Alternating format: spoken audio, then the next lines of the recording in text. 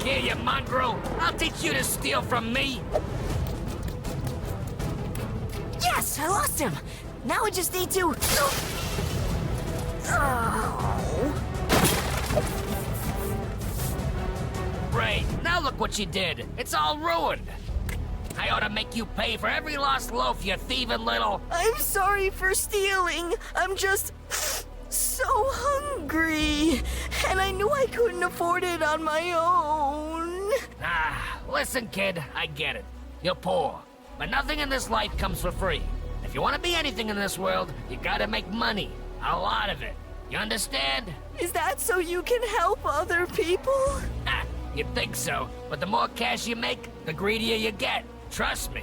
Well, one day when I'm rich, I'll give away tons of money for free. Whatever you say, kid. But if I ever catch you robbing my bakery again, I'll have the cops lock you away for good. Now scram!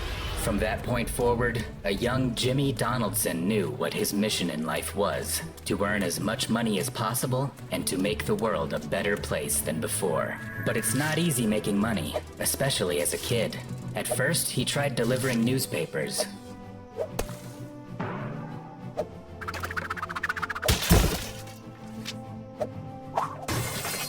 But his clientele weren't too thrilled with his services. Then he decided to start washing cars. Almost every family's got one of those. Unfortunately, the customers all seemed to prefer his direct competition.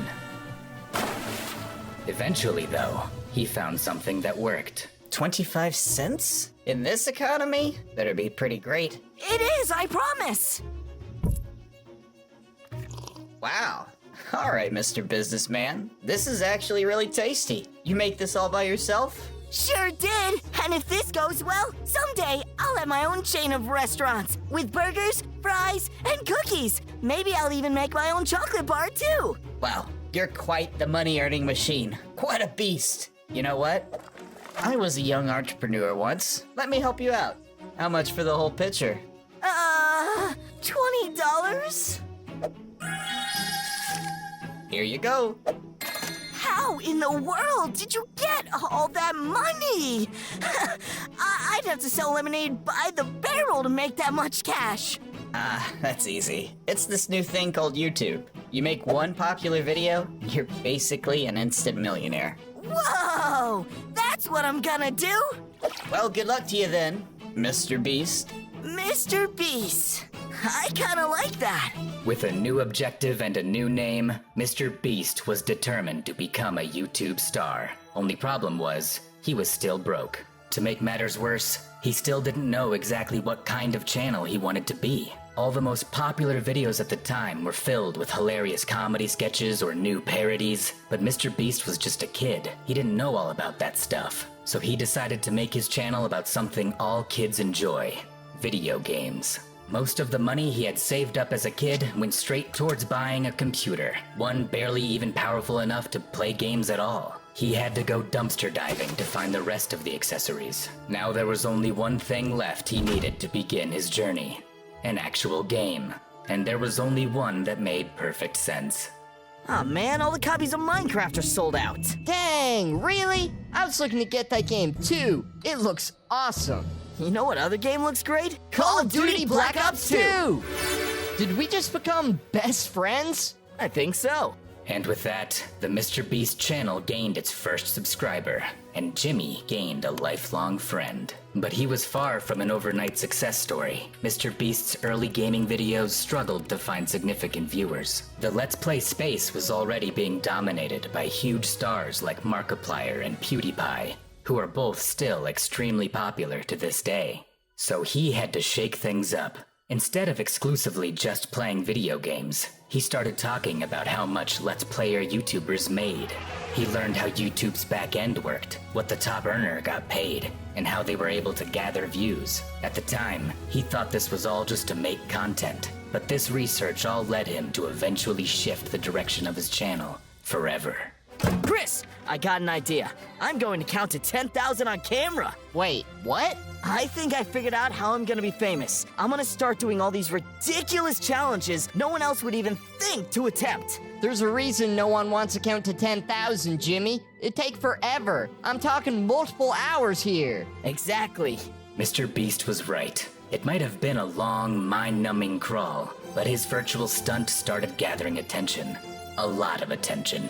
Before long, he not only was getting millions of views on YouTube, he even had news outlets taking notice. Mr. Beast had finally done it. He had made a viral YouTube video, one popular enough to bring in serious money. And here he was presented with a choice. With the money he'd earned, he could start spending it all on himself, buying fancy clothes and jewelry, or he could give it back to those in need, like he'd promised he would all those years ago. Well, one day when I'm rich, I'll give away tons of money for free. For Mr. Beast, the choice was simple. He was going to be kind. He gave away money to those in need, tipping pizza delivery guys and Uber drivers, donating to small Twitch streams, all while he continued performing wild challenges that gathered tens of millions of views from around the world. Soon, his challenges started to become so extreme that he needed a fully dedicated space. And with a new space, he needed to assemble a team.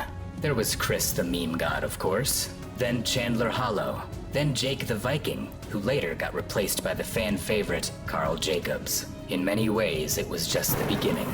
Everything about his channel, or at this point, channels, kicked into overdrive. The challenges, the thumbnails, the production value. Mr. Beast really had hit his stride.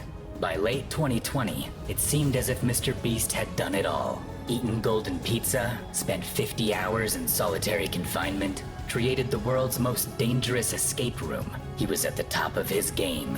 Then, a new trend appeared. One that would spark the biggest video in Mr. Beast's career, Squid Game. He decided to remake the popular show in its entirety, spending millions of dollars on production. It took months to complete, but in the end, it was all worth it.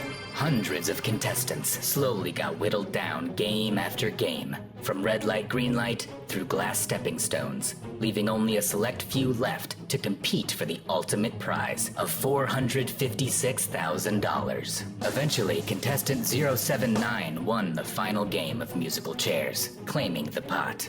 But the real winner was Mr. Beast, not only for building one of the most incredible sets imaginable, but for racking up his most viral video yet. So far, his Squid Game video has gained over 300 million views and has remained the biggest video on his channel. It inspired some of his newer content as well, like recreating the Willy Wonka factory.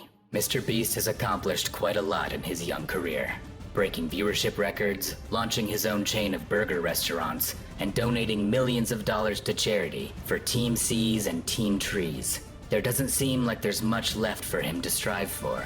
But even though he's climbed the peak of the YouTube mountaintop, we all know that with Jimmy, not even the sky is the limit.